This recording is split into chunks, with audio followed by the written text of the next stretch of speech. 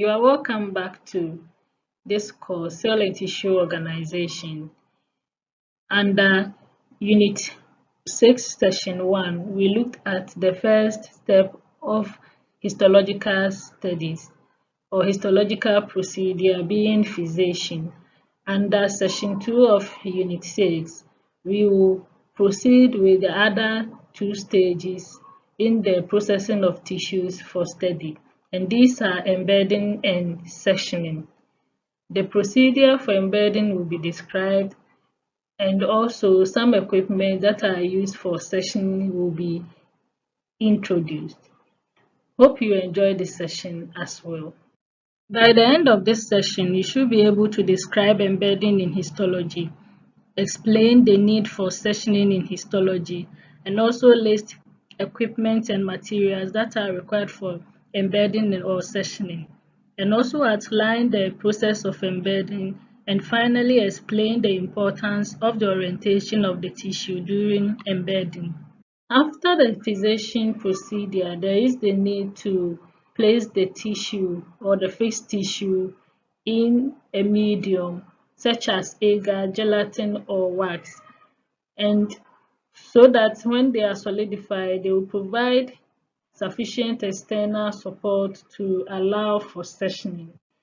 And for most embedding procedures, wax are normally used for routine histological works, and this requires the removal of water from the tissue and replacing it progressively by the wax, so that when they are solidified later to make a tissue block, the sectioning procedure will be effectively done. The removal of water from the tissue is done by immersing it in successively higher concentrations of ethanol, and afterwards the tissue is transferred into an organic solvent such as xylene, and after placing it in xylene, they are finally embedded in the wax. In the embedding process, the tissue samples and liquid embedding material are placed in molds, and it is then allowed to harden, as shown in Figure 42.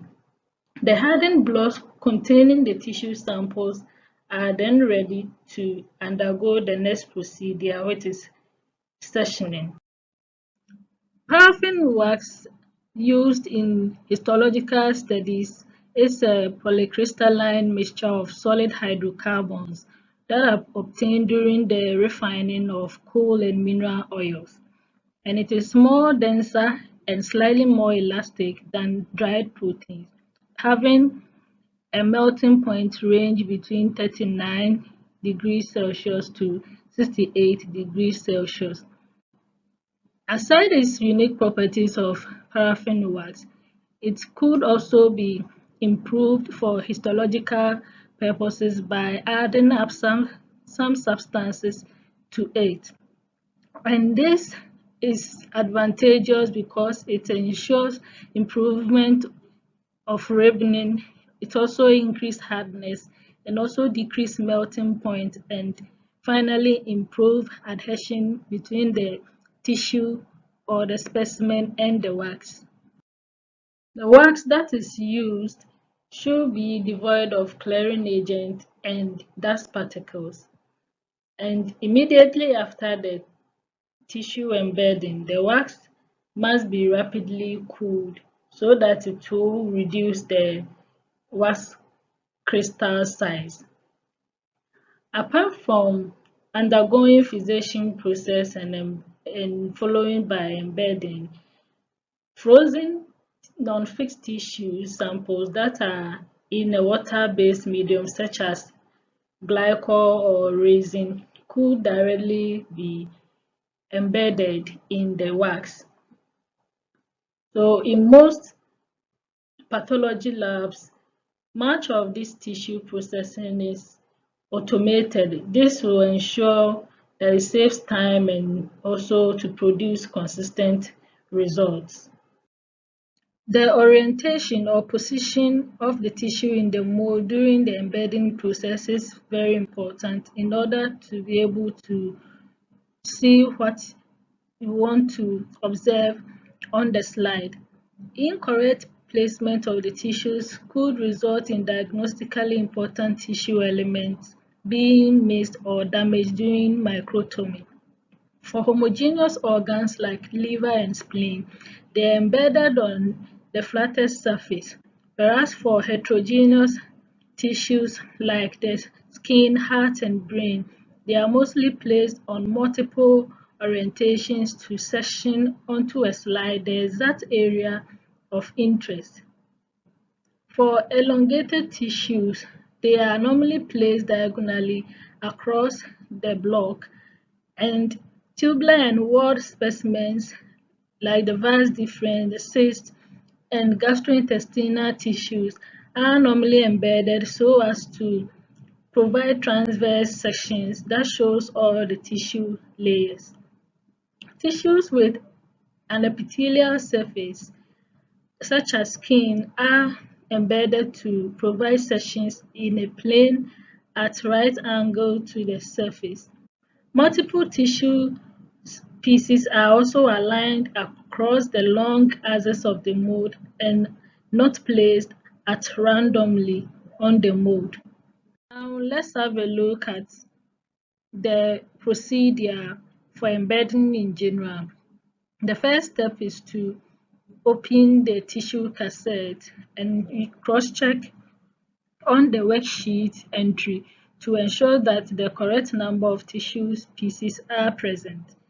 And next is to select the mold, the required size of the mold should be selected so that at least there should be sufficient room for the tissue with allowance for at least a 2 mm surrounding margin of wax.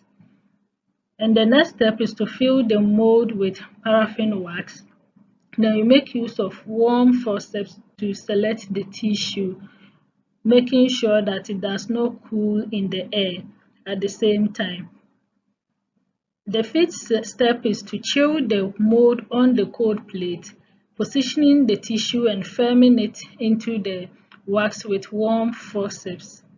This will ensure correct orientation and keeping the tissue flat in the mold. The sixth and the next step is to insert the identifying label, or you could place the label embedding ring or the cassette base onto the mold. And the next one is to cool the block on the cold plate, or you could alternatively submerge it underwater when a thin skin has formed over the wax surface. The eighth step is to remove the block from the mold, and then finally you cross-check block, label, and then worksheet. In this slide, we've inserted a YouTube video that will help you to appreciate the various steps in the embedding process in general. For sectioning, it follows embedding process, and in histological studies, the aim of the tissue preparation or processing is to embed the tissue in a solid medium that is firm enough to support the tissue and give it sufficient rigidity to enable thin sections to be cut. So for sectioning, paraffin and frozen tissues can be sectioned in similar ways. However, each technique has its own drawbacks and advantages depending on what you would like to do later in the experiment. So a number of instruments are used in sectioning. The first one is microtome, and it's a mechanical instrument used to cut biological specimens into very thin segments for examination under the microscope. The microtome cuts thin sections between 1 to 50 micrometer from fixed embedded tissues, and in the figure is a microtome instrument that is used for sectioning. So most microtomes use a steel blade and are used to prepare sections of the animal or plant tissues for study. For most sectioning in routine histopathology department is done with a microtome producing thin from tissues and that has been embedded in wax. Apart from microtome, other instruments such as vibratome and cryostat are also used in sectioning. A vibratome instrument is also similar to microtome. However, it uses a vibrating razor blade to cut through the tissue. The vibratome uses a vibrating blade that cut thicker sections up to 200 micrometer from fresh or fixed tissues. And the cryostat, on the other hand, cuts tissues from deep frozen blocks of unfixed tissues. Have a look at these questions. Why is embedding necessary in histology? List three media that may be used for embedding.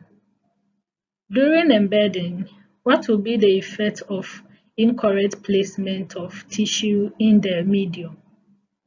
What is a microtome? Hope you were able to get answers to these questions. This brings us to the end of session 2 of Unit 6. Under this session, we've studied two stages that are important in histology.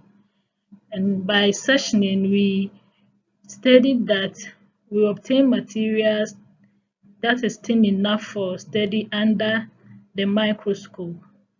And this particular procedure is preceded by embedding, which makes the tissue firm enough for sectioning.